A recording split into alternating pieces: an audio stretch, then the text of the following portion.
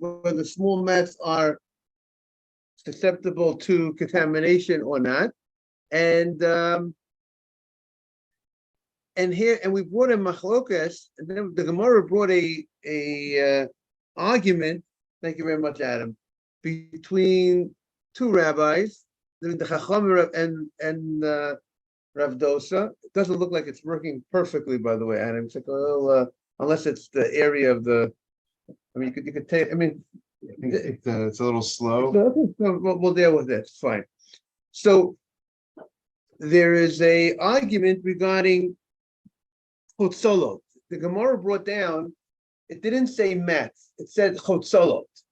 And the question was, and there was a dispute on what level that these chotzolot are susceptible to contamination. There's different levels of contamination. There's certain types of contamination that we said, ordinary contamination by a person who's contaminated, or certain types of animal that contaminate, dead animals that contaminate. And we said there's certain types of contamination that if a person, a nida, or if she sleeps on something or she lays down on something, certain levels of contamination. But at the end of the day, we had these chotzolot, which there is two different opinions. What are chotzolot? Are chotzolot mats, or are chotzolot something like bags that the shepherds would use to put some of their materials in, and sometimes they would use this as a pillow as well. So, but both opinions said that these chotzolot are susceptible to contamination. And since they're susceptible to contamination, you cannot use that as schach. That's what the Gemara said. And the Gemara questioned Rav Dosa. Good morning, Jaime. Good morning, Rabbi. Good to see you. So today we're closing in on ending the second parak and the first parak today. We're on a bet 20 B. The only thing is we have one Gemara from early in the tractate that had to do with math, a whole math Gemara that we're going to be saving for hopefully the end of the week. And we'll get to that Gemara. But we're on 20B, and we're on 20B 1. And the Gemara is now addressing 20b1. We're on the right side. Meitive. We'll ask you the following question. Just to bring everybody up to date, we're discussing. The Gemara mentioned a certain type of material. Yes, we welcome Ralph Batesh back. We welcome everybody. Yeah. It's a little.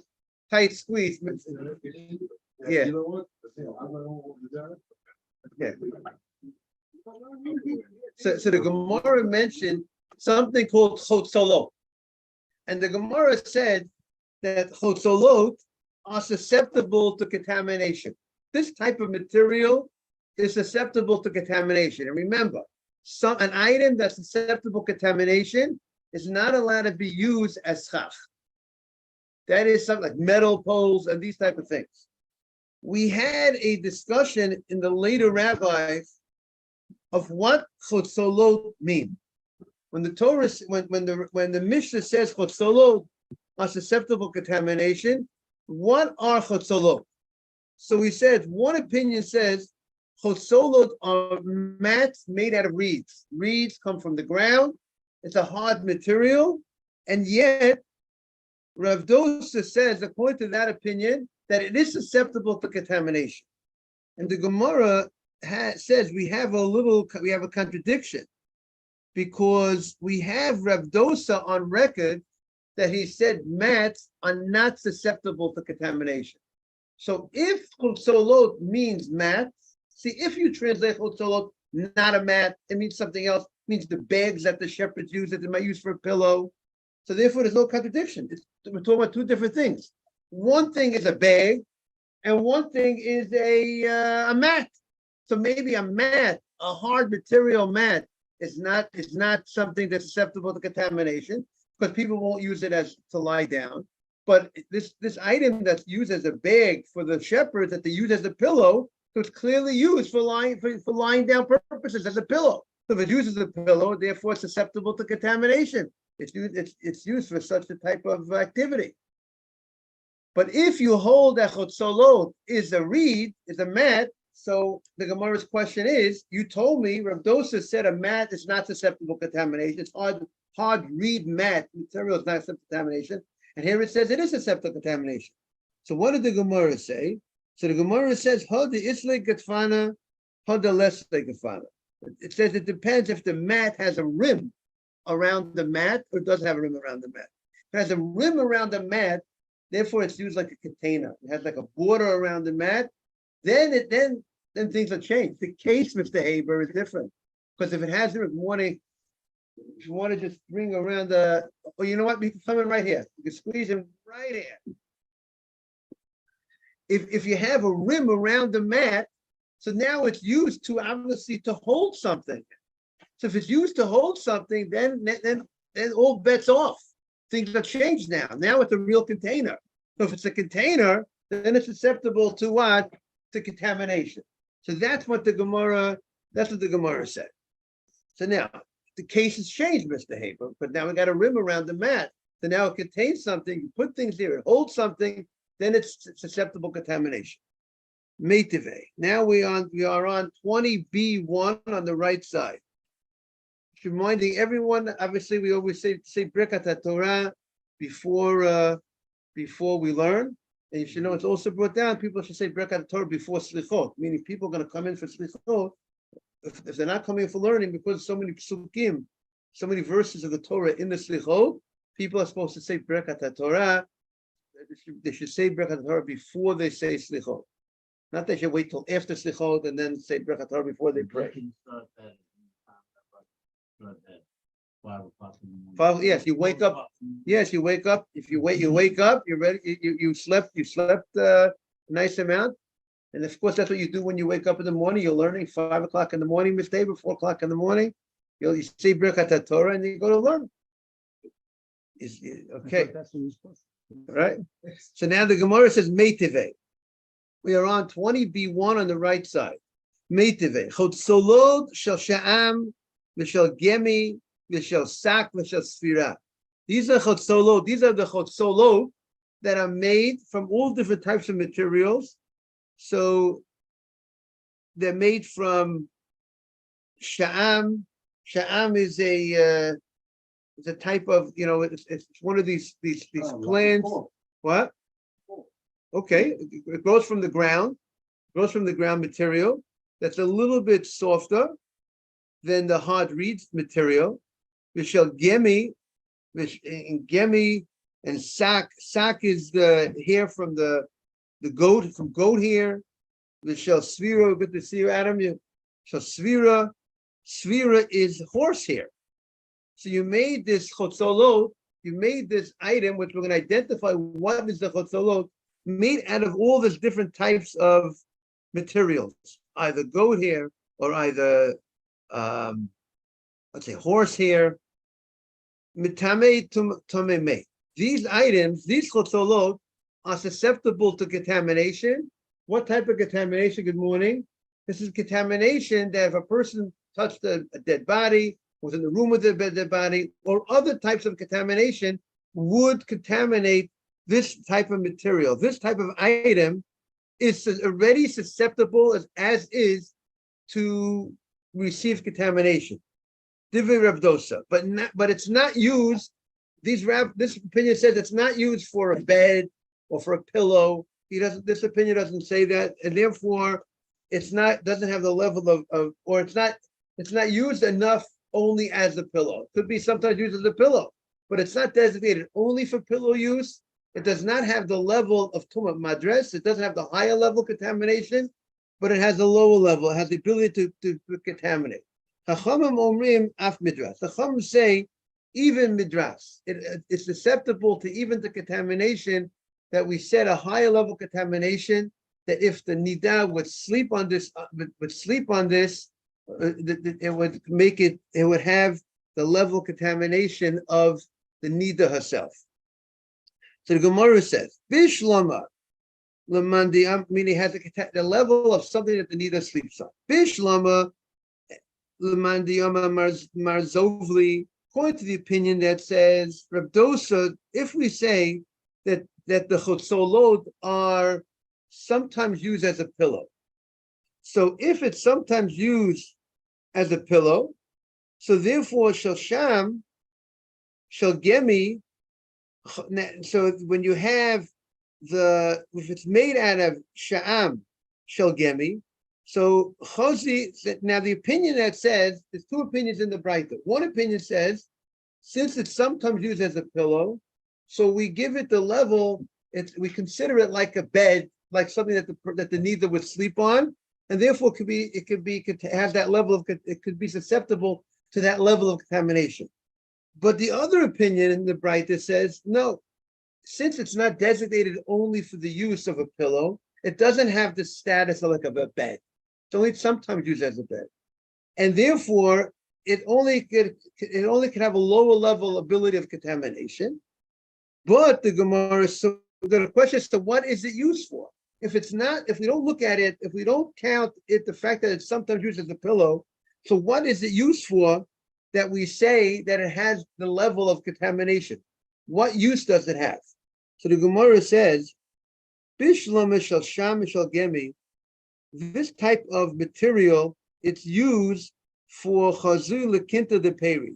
You could put large fruit in this bag, even though the bag has it's not tightly woven in a way that there's no little holes in the bag. But the fact that it's a bag, according to the opinion, it says it's the bag, and in this bag you could put nice pieces. You could put grapefruits, you could put oranges in the bag. So the fact that you could grapefruits, oranges in the bag, it makes the bag a utensil. And if it makes the bag a utensil, once it's a utensil, it's susceptible to contamination. Shel sak, shel svira, and those made out of goat hair and horse hair, chazu legulke visane. You could use as you could put some smaller stuff into this item. Rashi says you could put let's say smaller fruit in it. It would work. It's a little bag that could contain smaller fruit because the holes are smaller in this type of material. Because these hairs, the horse hair and the goat hair, could be tightly woven. And therefore, if it's tightly woven, you could even put smaller fruits. You could even put beans in this. This is a real bag that doesn't have all the little holes coming out. And therefore, you could. It is a utensil and it's susceptible to contamination. And what's susceptible to contamination, you can't use it as schach. But if you say it's actually a mat of reeds, if machsolot means a mat made out of reeds, so what use does this mat have made out of these type of materials that you should consider it a utensil, right? For something to have the ability to receive contamination, it has to have a purpose, and it has to be used as a utensil. What utensil is this flat, this reed, this reed material? This chotzolot, what kind of use does it have? So the Gemara says, that machsolot mamash, they are actually mats made out of reeds. So bishlama shel sak v'shel sfira, if the mat is made out of the sack material or the sfira, or made out of the goat's hair, they are considered utensils because you could use them as curtains, you could use them as a sieve, and they say, Rashi explains, if you have flour, that you need to separate the good part and the bad part. When it's placed on a mat, when you fold it over and you tie it at an end, and then you shake the mat, the bad part separates. You shake the bad part separates from the good part. So therefore, it's like a strain of some sort. So therefore, it has use. Or you could use it if it's made out of goat's hair, they could be used for, make a curtain out of it. Because in order for it to be susceptible to contamination, it has to have use. Or else if it's not a utensil, doesn't have use, right, that won't be susceptible to contamination. Ela shel sham v'shel gemi, but the mats that are made out of sham and gemi, what type? These are rush plant mats, and these rush plant mats, they're not tightly woven, like the ones that are made from the hair, from the goat hair or from the horse hair. And because they're not tightly woven, they can't serve as a good curtain because it's too much light will go through. A curtain is one of the main purposes of a curtain is to block the light, and it's not going to be used. And it's too porous because it's not tightly woven, so you can't use it as this for sifting purposes. So therefore, what is because the food will just fall right through this material. So what use does this sham and this gemi have? What use does it have? According to Reb Dosa, so the Gemara says, you could go ahead if you use it as a cover. Let's say you're making beer and you want to go ahead and cover the beer. You want to cover this mat material made out of this rush plant mat could serve as a nice cover for your making the beer. And since it's serving as a cover for making your beer, it's considered a utensil. Just like you have a utensil that you put things into, sometimes you have a utensil that you use as a cover. So it's being used as a use, and therefore it is susceptible to contamination. So the Gemara says, beer was a very common drink, by the way, back in the days of the Gemara. It was a lot of, people were drinking beer. Ikadiyami. So the Gemara says a different version of this Gemara. Bishlama lamandi machsolot mamash. The one that says that machsolot, you see, there's different type of mats, right? We said there's an opinion that says machsolot means mats. So if it means a mat, and there's also different types of material that you make the mat from. Sometimes you make a mat from reeds, sometimes you make a mat from goat hair, so you make, right? So if machsolot means a mat, bishlam machsolot mamash, that machsolot means a mat. Shosham shagemi chazil in azaisa. So if the mat is made of that rush plant material, it's used. That mat is susceptible to contamination because it's used as a cover for the beer vat that when you're making the beer, use it as a cover for the brewing vat. Shosak shosfira, if it's made out of the goat hair or the horse hair, chazil leprasel and afaisa. It's used for a curtain, or if it's used for a sieve, and if it's used, a curtain is susceptible to contamination. A curtain has the ability to become contaminated, and if it's a sieve, that's a utensil. A sieve is a utensil. A utensil has the ability to become what? Contaminated. Ella lamandi amar marzovli, but according to the opinion that says that machsolot is not a mat. It's rather it's like a bag type of something that's used as a bag. And so now, Bishlama Shosach Shosvira, if you tell me it's a bag, but Shosach Shosvira, and understand if you use goat hair or horse hair, Chazi Legulke Levisane, you could put in, the certain types of Chugasani is like small fruit because it's woven very good. The horse hair and the goat hair is woven very well. So therefore you could use it as a nice pouch, as a nice container to hold those items. But Ela shel sham shel gemi l'may chazui. If it's made out of this rush plant material, and if it's made as a bag, it's not a good bag. Is the bag good if you have holes? If the bag is poor, it has holes in it, the things fall out of the bag. It's not a bag. So if it's not a bag, so why is it a utensil? If you say it's a mat, so mats we said you could use it as a curtain. You could use it as a sieve. But if it's a bag that has a hole in it, it's not a bag. What do you think if you have a bag and the bag is ripped and everything can fall out of the bag? Is that a utensil, Mr. Haber? No. So if this type of material you don't weave, it doesn't weave tightly, and it's porous and things come out. So that's what the word is going to say. It's a bag that's good enough for large fruit. It's not a bag that's good for small fruit. So a bag that's good for large fruit is a bag. Not all bags are alike, and therefore it could be considered a bag, even though it won't fit small fruits in it. It doesn't nullify the item from being a bag. If the bag is the holes are so big, I have to look back at it. Maybe if a pomegranate could fall out, maybe it's not susceptible to. We have to look at the exact item. Yeah, okay. It's very good. That's a good point. But it could be that it's not the normal use of it's not used for this type of bag, and maybe a bag that's specifically made for watermelon might be different.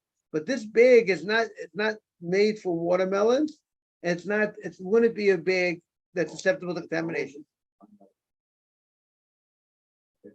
There'll be that'll be the byproduct. That'll be the byproduct. We just try exactly whether if something is susceptible to contamination, it cannot be used. It cannot be used as schach. Right. But we try to understand what the case is. Yeah. Okay. That's what the Gemara says. Chazui lekinta de peri. It's fit for large produce to put in this bag, and that's why it's susceptible to contamination. Tanya, we learned in the Breita. Amar of Chananya. Of Chananya says, when I went down to exile, Israel is considered from the highest land, so you go up to the land of Israel, which maybe is symbolic in life. That's represents what Israel's all about. Israel's about growth, making aliyah. You're making aliyah. You're going up. You're going up in life. You're going up spiritually. That's what Israel. That's why God made it so high up. But when I went down to the Gola, I went outside of Israel. I went down. I went outside. I went to the Gola. Matsati zakin echad. I found a elderly rabbi, v'amali, an elderly person, v'amali misachachim b'pudiyah. He says you could use mats as schach. You could use mats as schach because they're not made. The mats are made for coverings of huts. They're made for schach. They're not made. These mat material, this reed mat material, is made. It's hard material. It's not for sleeping. It's not for lying down. This is not for sleeping. It's not for lying down. It's not going to be susceptible to contamination, and therefore you can use it for schach. That's what he told him. Shabati Eitza Rabbi Yeshua Achi Abba, and when I came to my uncle, Rabbi Yeshua was the brother of my father. Hodel Dvarav. He was Rav Hananiah's uncle. And this is a Breita quoting Rabbi Hananiah that says that Rav Hananiah says, when I came back, the fact that this elderly person told me this does not necessarily mean it's the halacha. He said it was an elderly person told me this. Maybe the elderly person had some sort of, he was telling me, we use these mats. But the fact that you use these mats, maybe it's not the proper. Maybe it's mistakenly being used. So he says, I went to my uncle, who's the great venerable sage. I went to my uncle, Rabbi Yeshua. Rabbi Yeshua agreed. Good morning. Simon, if you want to move a little bit to the right, no problem. To your right, Simon. Simon, to your right. No problem. And he agreed to his words. Amar Rav Chizda. Rav Chizda now says, now that Rav Chizda says, and we're ending now the parak over here. A mat that we say that this opinion that says you can use a mat, reed mats, hard material mats for schach, that's only if it does not have a rim. If you put a border, you put a rim around the mat, that means you're using the mat to hold something for the purpose of holding. And once it's used for the purpose of holding, then it's considered a utensil, and therefore it will be susceptible to what? The contamination. You can't use it as schach. That's the provision. Amar Chizda For who the let lay gedafna? It doesn't have any rim. Has ula. Ula says hani b'yuta the name mechuza. These mats used by the people of mechuza. Ilmalei kirshalahem. If it would not be now these mats they're using for other purposes. He says if it would not be for the rim, if they would not have a rim on it, misachamu. The only reason why you can't use these mats that they mechuza, they make these reed mats with a rim around it, and because they make it with a rim around it, that's what if they would not make it with the rim, you could use it. But they make it with the rim, you can't use it. Tanya levachi mesachim bebudya. We learned in the right. You could use budya. You could use mats, reed mats for schach, but for who im yesh lo kia, if it has a rim around it, ein mesachim, you cannot use it. Okay, I want to wish everyone a beautiful day. We all have a beautiful slichot. Back tomorrow at 6:15, and it's really a compliment to everybody who's on, both on the screen or live. We have beautiful class today. Come to set time for the holy study of the Torah. Have a great day, everybody. Thank you. Thank you.